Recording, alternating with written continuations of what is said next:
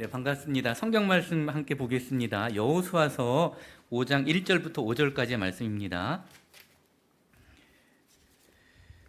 네, 여호수아서 5장 1절부터 5절까지입니다. 제가 봉독해 드리겠습니다. 요단 서쪽의 아모리 사람의 모든 왕들과 해변에 가나안 사람의 모든 왕들이 여호와께서 요단물을 이스라엘 자손들 앞에서 말리시고 우리를 건너게 하셨음을 듣고 마음이 녹았고 이스라엘 자손들 때문에 정신을 잃었더라. 그때 여호와께서 여호수아에게 이르시되 너는 부싯돌로 칼을 만들어 이스라엘 자손들에게 다시 할례를 행하라 하시매 여호수아가 부싯돌로 칼을 만들어 할례산에서 이스라엘 자손들에게 할례를 행하니라. 여호수아가 할례를 시행한 까닭은 이것이니 애굽에서 나온 모든 백성 중 남자 곧 모든 군사는 애굽에서 나온 후 광야길에서 죽었는데 그 나온 백성은 다 할례를 받았으나 다만 애굽에서 나온 후 광야길에서 난 자는 할례를 받지 못하였음이라. 아멘. 제가 나이가 좀 들었는지요. 성경책 글씨가 잘 안 보이네요, 이제요. 안경을 끼고도 세월이 참 무섭다는 생각을 하게 되고요. 제가 오늘 아침에 장로님 잠깐 만나서 참 죄송스러웠구나라고 하는 생각이 들었던 게 제가 지난주에 식사하고 나가면서 다음 주에는 제가 식사를 못 하겠다라고 말씀을 드렸더니 그게 좀 마음에 걸리셨었던 것 같아요. 제가 밥이 맛이 없어서 빨리 가려고 했던 건 아니고요. 진짜 제가 이건 거짓말이 아니고요. 지난주에 먹었던 그 식사가 진짜 맛있었습니다. 예, 여기 그 일산 은광교회의 그 주방 담당하신 분이 누구신지 모르겠지만 진짜 음식을 잘하셨는데 제가 그 개인적으로 작년 말에 제 어머님이 갑자기 돌아가셔서 시골에 저희 부모님이 두 분이 사셨었는데 아버님 혼자 시골에 계실 수가 없어서 저희 아버님이 여동생네 집에 여기 그 오남이라고 하는 그 남양 오남이라고 하는 곳에 아버님이 와서 살고 계신데 그 제가 그래서 일주일에 한 번은 아버님한테 늘 가서 뵙고 식사 사드리고 이제 그렇게 하는데 특히 그 이번 주에는 그 여동생 남편이 그 진천이라는 곳에서 수박 농사를 짓고 이번에 이제 수박 농사가 끝나서 그 이제 토마토 농사를 지어요. 그래서 이제 그 사돈 어르신들하고 저희 아버님하고 다 모시고 제가 예전부터 이제 가기로 되어 있었는데 그래서 제가 그 여기 끝나자마자 이제 예배 끝나자마자 가가지고 모시고 이제 진천에 모시고 가려다 보니까 제가 지난주에 제가 요 상황은 말씀을 못 드리고 제가 이제 식사를 안 하고 한다 그래서 혹시 제가 밥이 맛이 없어서 그냥 간다고 그랬는데 제가 이 얘기를 좀 길게 해서 죄송한데요. 그건 절대 아니었고 정말 제가 진짜로 그 여기 그 밥이 너무 맛있습니다. 네, 너무너무 맛있었고 그래서 오늘도 저기 오면서 굉장히 제가 후회는 했었어요. 밥은 먹고 가야 될 걸 그런 생각을 했었는데 예, 그래서 그 부분은 우리 주방팀에서 좀 양해해 주시고 다음 주부터는 두 그릇씩 먹도록 하겠습니다. 예. 저희가 살면서 어딘가에 소속된다는 거는 굉장히 중요한 것 같습니다. 그죠? 우리가 살면서 항상 어딘가 소속이 되어져 있습니다. 태어날 때부터 소속이 있습니다. 그죠? 우리가 태어나면은 이미 벌써 어디에 소속이 되냐면 나는 누구의 아들, 누구의 딸. 그죠? 그렇게 되죠. 예. 어느 가정에 아들이 되든 딸이 되든 거기 소속이 되어져서 살아가게 되어집니다. 살아가면서 또 우리들은 항상 이 소속을 정말 소중히 여겨서 그 내가 원하는 그 이 소속에 들어가려고 아주 아둥바둥하는 그런 모습들까지도 나타나게 됩니다. 우리 부모들은 우리 아이들이 그 조금만 크게 되면은 어린이집 또 유치원 어딜 보낼까? 예, 어디가 더 좋은가? 예, 이것도 다 더 좋은데 소속시키기 위해서 초등학교 갈 때 되면 또 그 초등학교에 대해서도 아주 긴장하고 어느 초등학교가 물론 이제 초등학교는 내 마음대로 되는 건 아니지만은 또 다 확인도 해보고 이 동네에 그 어떤 학교가 있는데 뭐 이러면서 이제 초등학교, 중학교, 고등학교, 대학교 특히 대학교는 더한 거죠. 예, 대학교, 고등학교 졸업하면서 가는 그 학교는 내 인생길, 내 자녀의 인생길이 이제 그 소속이 결정되는 거기 때문에 소속에 대한 굉장한 민감함이 있습니다. 제가 그 차를 운전하는 시간이 많아가지고 라디오를 많이 듣는데요. 얼마 전에 낮에 방송됐던 그 내용이 저녁에도 똑같은 내용이 이렇게 재방송되는 걸 라디오도 재방송하는구나 제가 알았는데요. 내용이 무슨 내용이었었냐면요. 강남 아이들 얘기가 나오더라고요. 강남 아이들이 과외를 받는데 우리 강남이 땅값 비싸잖아요. 값이 비싼 이유 중에 하나는 교통편도 좋지만은 학원이 그쪽에 이제 그 좋은 학원들이 밀집이 돼 있어가지고 그쪽이 이제 교육하기 좋은 곳이다라고 해가지고 이제 강남이 이제 비싼 땅이 되어졌는데 제가 그 라디오 듣다 깜짝 놀란 게 이제 어떤 이제 이 글을 쓰시는 분이 이제 책을 하나 써냈는데 이제 그 책의 내용이 그거였습니다. 강남에 이제 아이들이 이제 이 유아 때부터 이 과외받는 그 얘기를 하는데요. 깜짝 놀랐습니다. 그 들으신 분도 계시겠지만은 사실인지 아닌지는 가봐야 알긴 하겠는데 그게 라디오에 나온 이야기거든요. 그 강남의 아이들이 4살 때 학원에 들어가려고 입시 준비를 한다는 거예요. 예, 이해가 가십니까? 예. 4살 때 학원에 들어가야 된다는 거예요. 예. 그 학원이 너무 좋은 학원이라. 영어 학원인데 그 학원에 들어가려고 그 전에 4살 전에 아이들한테 교육을 시키고 과외를 해가지고 그 학원에 들여보낸답니다. 예. 근데 그 학원에 들어가려면은 4살짜리 아이가 영어로 어느 정도 그냥 기본적인 그 말들은 해야 되고요. 이 단어를 불러주면 그 스펠링을 받아 적을 수 있을 정도의 그 정도의 실력을 갖추고 시험을 봐야 이제 그 학원에 들어갈까 말까. 경쟁이 굉장히 치열하답니다. 그리고 이 아이들이 4살 때 유치원에 들어가서 이 학원에 들어가서 이제 그 학원을 마치면은 7살까지 마치고 초등학교 들어갈 때가 되면은요 영어는 다 뗀답니다. 예. 그래서 이 7살 이후로는 영어 안 해도 될 정도로 영어 공부를 시키고 그리고 이제 뭐 수학이나 뭐 다른 또 이제 또 과외하고 예. 이미 우리 아이는 7살 때 영어 다 떼놓는다. 깜짝 놀랐습니다. 근데 별로 안 놀라시는 얼굴들이세요. 그걸 제가 2번을 들었거든요. 근데 앞에서 했던 그게 왜 이분들이 이 엄마들이 왜 그럴까요? 예. 그러니까 잘 사는 사람들, 가져본 사람들은 잘 사는 맛, 또 누리는 맛을 알기 때문에 이거를 여기서 끊고 싶지 않거든요. 내 자녀들에게 이거를 계속 연결시켜 주고 싶거든요. 예. 그러니까 지금 강남에 내가 살고 있는데 강남에 살고 보니까 여러 가지 좋거든요.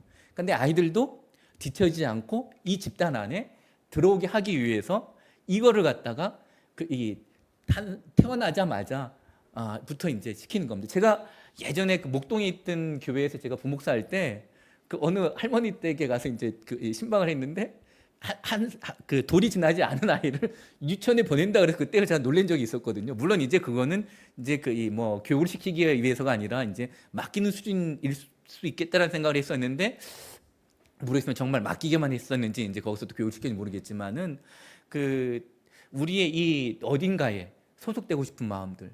예. 근데 그 소속이 내가 다른 사람들이 바라다 보기에 좀 더 좋은 데 소속되기를 원하는 마음들은 뭐 저뿐만이 아니라 모두가 가지고 있는 사람이 가질 수 있는 욕심이라고 생각이 되어집니다. 좋다고도 할 수 없고 나쁘다고도 할 수 없는 그런 일들이 사실 우리 주변에서 이루어지고 있고 이게 우리의 그 현실인 것 같습니다. 그래서 저는 또 그런 이 질문을 해보게 됩니다. 나는 지금 어디에 소속되어져 있는가? 예. 그리고 나는 앞으로 어디에 소속되기를 원하는가? 예. 그리고 나는 어디에 소속돼서 어떤 지배를 받으며 삶을 살아가는가? 이런 질문을 한번 우리가 던져볼 필요가 있을 것 같습니다. 왜 사람들이 그렇게 3살, 4살 때부터 영어 공부를 시켜가지고 그 어린 아이들 불쌍하다고 생각했거든요. 그렇게 공부시켜가지고 이 좋은 대학이 어디겠습니까? 예. 요즘 서울대학의 상당수 퍼센트를 보면 강남에서 가장 많이 들어간답니다. 그리고 이 강남 아줌마들이 원하는 거는 의대잖아요. 예. 다른 데도 아니고 요즘은 거의 다 의대입니다. 왜 이렇게 이런 데를 택할까? 예. 이게 다 지배를 받는데 이 보통 사람들이 가지고 있는 이 지배는 돈에 대한 지배입니다. 그죠? 돈이 많아지면 그것 가지고서 내가 누릴 수 있는 게 많아지기 때문에. 예. 오늘 본문으로 제가 들어가도록 하겠습니다. 이게 세상적인 얘기를 많이 하면은 재미가 별로 없는 것 같습니다. 오늘 본문은 이제 이 여호수아가 그 이스라엘 백성들 이끌고 이제 가나안 땅에 들어가는 그 이야기인데요. 요단강을 건너서 이제 가나안 땅에 들어가서 길갈이라고 하는 곳에 정착해서 나타나는 일입니다. 요 전 이야기는 우리가 잘 아는 것처럼 이스라엘 백성들이 애굽 땅으로 갔습니다. 제가 지난주에 야곱 이야기를 말씀드렸었는데요. 야곱하고 그 요셉 때에 이스라엘 백성들이 가나안 땅에서 애굽으로 사실은 이주해 간 겁니다. 그래서 이 야곱이 이제 그곳에 살면서 그때부터 거기에 머물러 있게 되어지는 거죠. 나오지 못하고 계속해서 머물러서 그 애굽에서 산 삶이 430년이 되었습니다. 430년 동안 이스라엘 백성들은 애굽의 노예로 살았습니다. 신부는 거의 다 노예였습니다. 430년의 삶을 마치고 이제 출애굽을 합니다. 애굽을 탈출하는 거죠. 출애굽을 하는데 이때 지도자는 누구였냐면은 모세였습니다. 모세가 이스라엘 백성들 이끌고 이제 광야를 건너서 이스라엘로 가는데 그 시간이 얼마가 걸렸냐면은 40년의 시간이 걸렸습니다. 근데 이 출애굽의 이제 맨 마지막 과정을 마치고 모세는 죽습니다.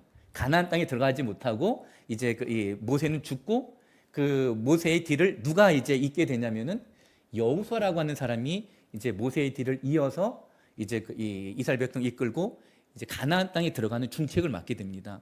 여러분들 생각해 보시면 아시겠지만은요, 중책을 맡는다는 게 겉에서 보면 굉장히 좋은 것 같지만은요, 굉장히 부담스럽고 힘들고 어려운 일입니다.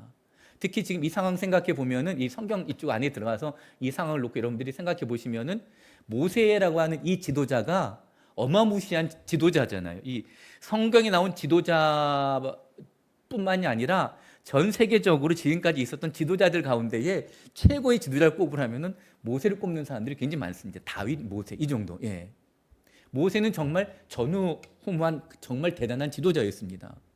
그 지도자 밑에서 시중만 들었었던 여호수아인데 모세가 사라지고 이 여호수아가 대장이 된다고 생각해 보세요. 얼마나 가슴이 떨리겠습니까? 예. 그리고 지금 상황은 어떤 상황이냐면은 일반적인 그냥 내가 대통령이 되어져서 왕이 되어져서 다스려야 되는 그런 상황이 아니라 이제 이 많은 200만이 넘는 이 많은 백성들을 이끌고 노예로 생활했었던 아무런 힘도 없이 그 사람들이 시키는 일만 했었던 그런 사람들 200만 명 이끌고서 이제 그 가나안 땅에 들어가서 정착하는 게 아니라 전쟁을 해야 되는 가나안 족속들하고 전쟁을 해서 그 땅을 빼앗아서 그 땅에서 살아야 되는 그 엄청난 일을 이제 이 맡아서 해야 되는 일을 이 여호수아가 이제 해야 되는 이 상황 가운데 있습니다. 얼마나 두렵고 떨렸을까. 예. 그럴 때에 이제 이 여호수아가 처음에 이제 이 가나안 땅을 점령하기 전에 먼저 요단강을 건너기 전에 이 여호수아가 했던 일이 있습니다. 자기가 예전에 한번 했던 겁니다. 모세가 지도자일 때 광야에서 가나안 땅에 정탐꾼을 보낸 적이 있었습니다. 12명의 정탐꾼이요. 그 중에 한 사람이 여호수아였었거든요. 근데 그때 여호수아가 뭘 깨달았었냐면은 그때 그 12명의 정탐꾼들 중에서 상당수의 정탐꾼들이 부정적인 보고를 합니다. 그 땅은 사람들도 장대하고 무기도 너무 좋고 거기는 모든 것들이 어마어마해가지고 우리가 절대로 그 땅을 들어갈 수 없다라고 보고를 해버립니다. 우리가 지금 애굽에서 도망쳐 나왔거든요. 다시 애굽으로 돌아갈 수가 없습니다. 우리는 계속해서 가는데 어디로 가야 되냐면 가나안 땅에 들어가서 거기에 정착을 해야만 됩니다. 뒤돌아갈 수가 없는데 이 정탐꾼들이 엉뚱한 보고를 한 겁니다. 예. 사실 이 정탐꾼들이 봐야 될 것들은 우리가 가서 어떻게 그 땅을 점령할지를 이제 전략을 짜야 되는 그런 걸 보고 와가지고 보고하고 이제 그런 것들을 이제 해 나갔어야 되는데 우리가 그 땅 들어갈 수 없다고 딱 보고를 해버리니까 난리가 난 겁니다. 그래서 그 여파로 이스라엘 백성들이 좀 빨리 가나안 땅에 들어갈 수가 있었는데 40년간 광야 생활을 하면서 그 광야에서 100만 명이 넘는 사람들이 거기서 죽어갔습니다. 광야 생활하면서. 그래서 이 여호수아는 그 건을 너무 잘 알고 있습니다. 왜? 이 정탐꾼을 잘못 보냈다가는 또 혼란이 일어날 수 있고 엄청난 그 뒤로 되돌아가야 되는 그 일이 벌어질 수 있기 때문에 진짜 이 총명하고 빠르고 믿음 좋은 두 사람을 딱 택해가지고 여리고성에 이제 이 가나안 땅에 이제 이 정탐을 하면서 이제 먼저 이제 가야 될 땅이 이제 이 성이 이제 맨 앞에 있는 성이 여리고성이었거든요. 두 명을 딱 보냈는데 어떻게 됐습니까? 걸렸습니다. 들켰어요. 그 도망가다가 갔던 데가 여러분이 잘 아는 기생 라합집에 이제 그 도망가게 된 사건이 그렇게 도망갔거든요. 근데 기생 라합이 또 이제 총명하고 굉장히 이게 뛰어난 여성이었다라고 하는 것을 알 수 있는 게 그 가나안 안에 있었으면은 고발해야 되잖아요. 자기네 집으로 들어왔으면은 고발을 안 합니다. 군인들이 쫓아왔는데 이곳으로 올라오는 거 봤는데 어디로 갔냐 그러니까 저길로 해서 뛰어내려가서 도망갔다는 거예요. 그래서 이제 군인들이 그걸 따라가게 하고는 이 두 사람을 이제 거기서 이제 잘 숨겨뒀다가 이제 그 군인들이 다 사라지게 하고 난 다음에 이제 되돌려 보내주는 그 일을 하면서 이제 이 라합이 하는 얘기가 있거든요. 그 너희들이 이 가나안 그러니까 그 이스라엘 사람들이 이 요단강을 건너오는데 그러니까 저쪽 어디 홍해 때부터 얘기한다. 홍해물을 마르게 해서 건너오게 한 일을 우리가 들어서 익히 알고 있고 또 그다음에 이 요단강을 맨 땅으로 건너오게 한 것도 우리가 알고 있다. 그래서 우리들이 간담이 녹았었다. 예, 그런 얘기를 이 기생 라합이 하게 됩니다. 그러니까 이미 이 여리고성 안에 있었던 사람들은 이스라엘 백성들이 이제 그 가나안으로 진격해 온다는 이야기를 들으면서 간담이 서늘해져 있었던 겁니다. 물론 지금 이 여리고성은 철기 문명을 가지고 있었던 강력한 군대를 가지고 있었던 사람들이지만은 지금 광야에 40년 동안 생활하고 있었던 가나안 족속 그 이스라엘 사람들의 이야기를 들으면서 저 사람들이 보통 사람들이 아니다라고 하는 것을 이미 알고 있습니다. 근데 이 사람들이 이제 밀려오고 있다라고 하니까 그 여리고성 사람들이나 가나안 땅에 있는 모든 사람들이 다 벌벌 떨고 있는 상황이었었고 또 반면에 또 그 이스라엘 사람들 이제 출애굽해 가지고 가나안 땅을 가고 있었던 이제 이 사람들도 사실은 가나안 사람들을 두려워하고 있었습니다. 왜 우리들보다 더 좋은 무기를 가지고 있고 잘 훈련된 군인들이 있었고 우리는 군인이 하나도 없고 이 상황이니까 양쪽이 다 겁먹고 있는 상황인데 기생 라합이 그런 보고를 한 겁니다. 우리가 너희들이 오는 소리를 듣고 벌벌 간담이 서늘해지고 뭐 마음이 녹고 해가지고 벌벌 떨고 있다는 얘기를 하게 됩니다. 그래서 이 보고를 이제 이 두 명 정탐꾼이 여호수아한테 보고를 하게 되어집니다. 그러니까 이 여호수아가 이 얘기를 들으니까 어떻게 되어집니까? 우리가 할만하구나. 그래서 이제 그 요단강을 건너서 요단강 건너갈 때도요 홍해물이 말라서 건너갔지만 요단강도 그러니까 지금 혹시 이 성지순례 갔다 오신 분은 아시겠죠? 저는 외국은 거의 못 가봤는데 성지 딱 한번 가봤는데요.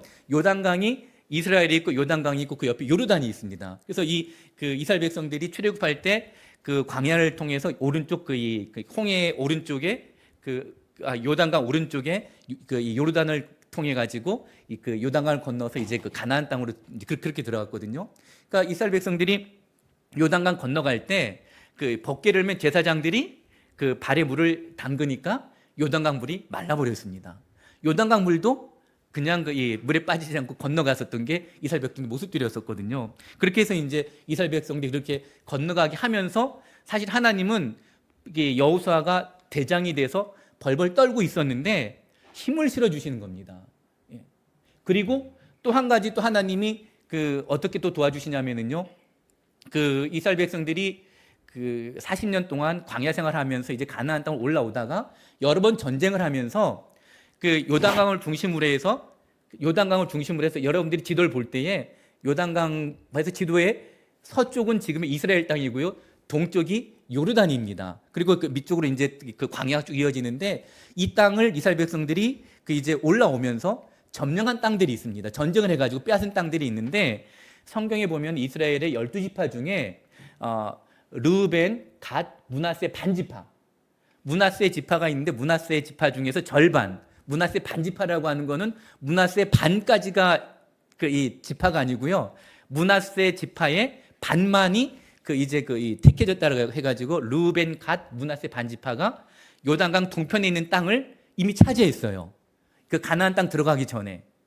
그러니까 이 두 지파 반 사람들은 이미 요단강 건너기 전에 땅을 가졌기 때문에 이제 자기들은 더 이상 가나안 땅 정복하든 말든 상관이 없습니다. 근데 여호수아하고 이 두 지파 반 사람들이 약속한 것이 있었습니다. 뭐냐면 우리가 이제 이 땅을 먼저 가졌지만은 나중에 우리 전체가 요단강을 건너서 가나안 땅을 점령할 때는 우리가 맨 앞에 가서 싸우겠다. 그리고 다 점령이 된다면 돌아오겠다. 그 약속을 했었는데 여호수아는 이 사람들이 이 얘기를 과연 지킬까? 그랬는데 여호수아가 그 얘기를 기억하고 있다가 두 지파 반의 대표들한테 이야기를 합니다. 너희들이 옛날에 이런 약속을 했는데 지켜라. 그러니까 기꺼이 지키겠다 그럽니다. 가장 앞서 나가서 우리가 싸우겠습니다. 그래서 여호수아가 이런 일들로 해가지고 힘을 내서 이제 그 요단강을 건너서 가나안 땅에 들어와서 이제 전쟁을 하려고 합니다. 그런데 오늘 본문이 이제 나옵니다. 죄송합니다. 그 2절에 보니까요. 이제 1절부터 다시 한번 읽어드릴게요. 요단 서쪽에 아모리 사람의 모든 왕들과 해변에 가나안 사람의 모든 왕들이 여호와께서 요단물을 이스라엘 자손들 앞에서 말리시고 우리를 건너게 하셨음을 듣고 마음이 녹았고 이스라엘 자손들 때문에 정신을 잃었더라. 이제 이런 얘기가 또 들려오는 겁니다. 두 정탐꾼도 들었고 또 이제 요단강을 건너와서 이제 진치고 있으니까 이런 얘기가 들렸고 그래서 여호와께서 여호수아에게 이르시되 너는 부싯돌로 칼을 만들어 이스라엘 자손들이 다시 할례를 행하라 하시매. 이제 가나안 땅에 들어와서 전쟁을 하려고 합니다. 전쟁을 하려고 하는데 하나님이 명령을 하신 게 뭐냐면요. 할례를 행하라는 거예요. 할례는 남자들에게 행하는데 남자들한테 행하는 거잖아요. 그런데 제가 지난주에도 설명할 때 할례 얘기가 나왔었거든요. 야곱이 도망쳐 나오다가 이제 세겜 땅에서 자기 딸 디나가 세겜 사람들한테 강간을 당해가지고요. 죄송합니다 표현이.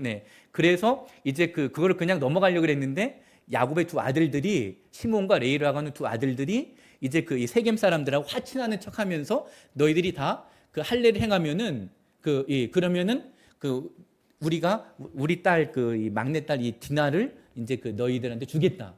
약속을 하고는 할례하게 만들어 놓고는 이 시몬과 레이가 두 사람이 들어가서 거기 있는 남자들 다 죽여버립니다. 그러니까 이게 제가 이 말씀 드리는 거는요.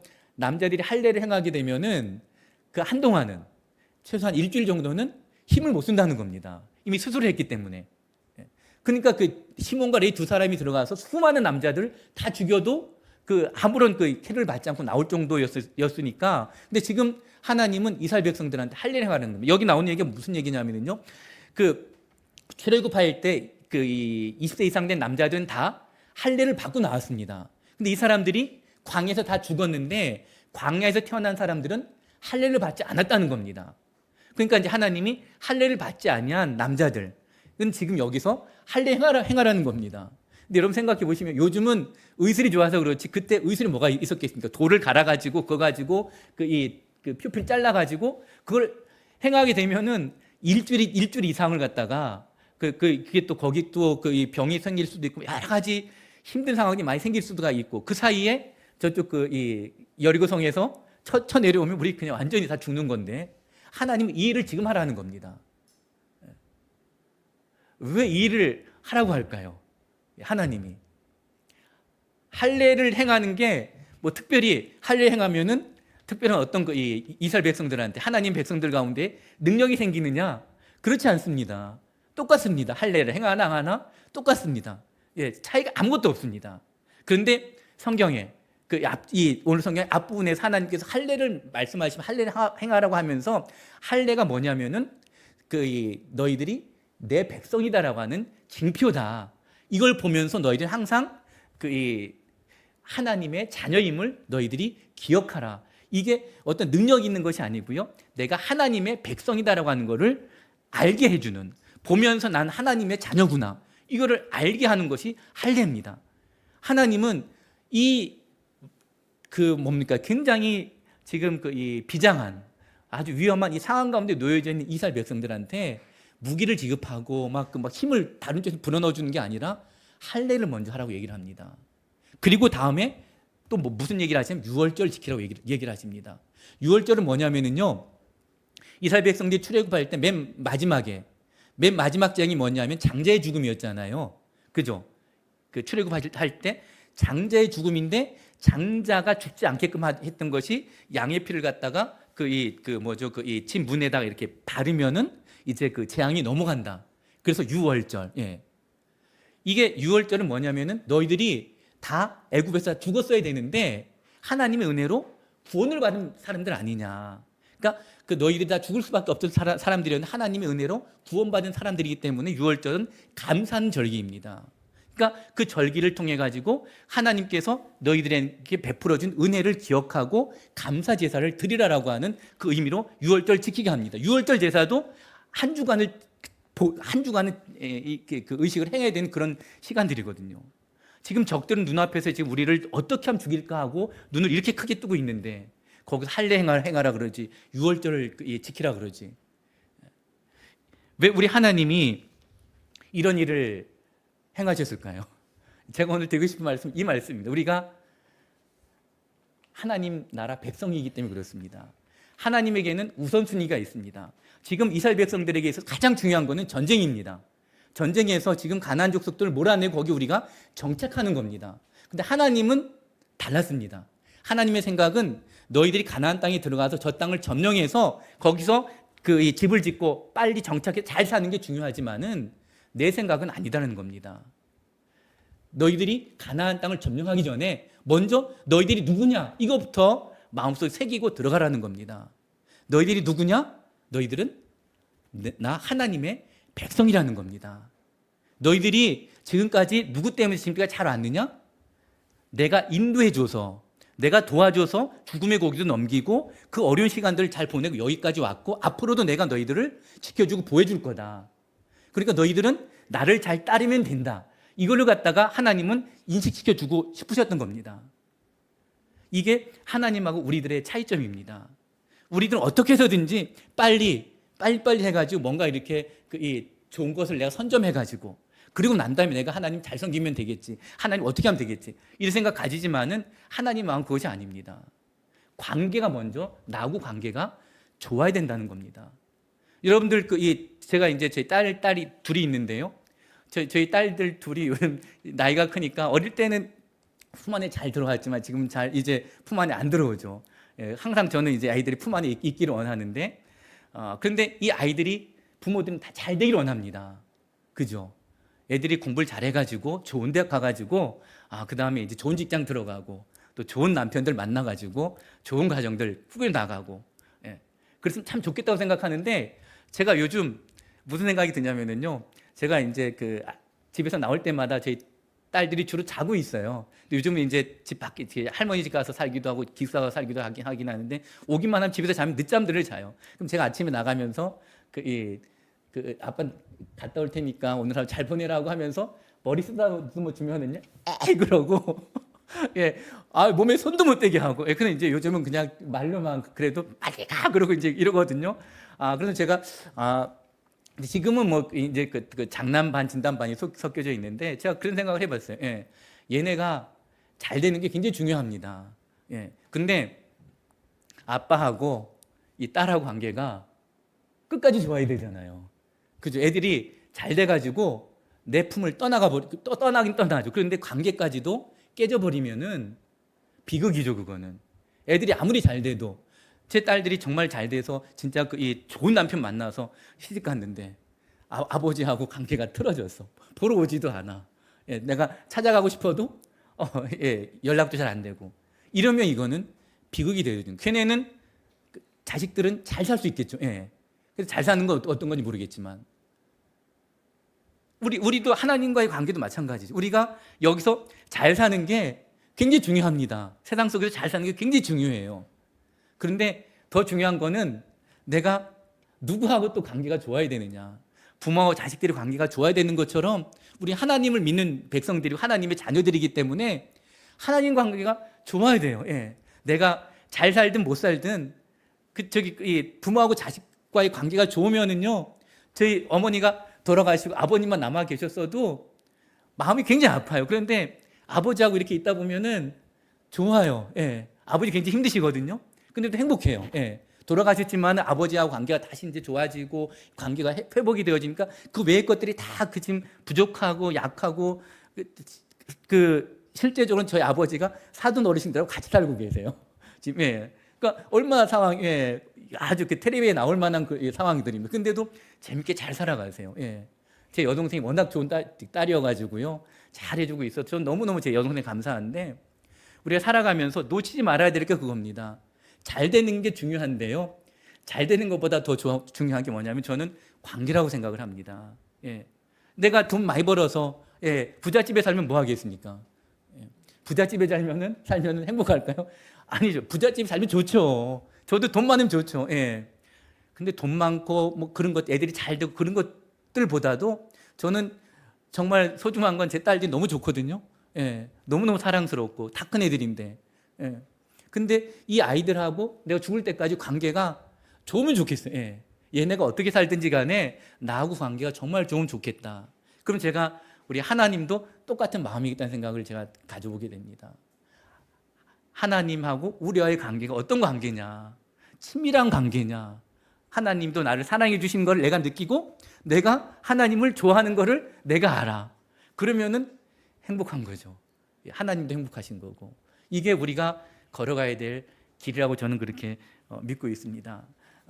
인생길을 뒤돌아봤을 때 행복한 게 어떤 게 참 행복한 거겠습니까?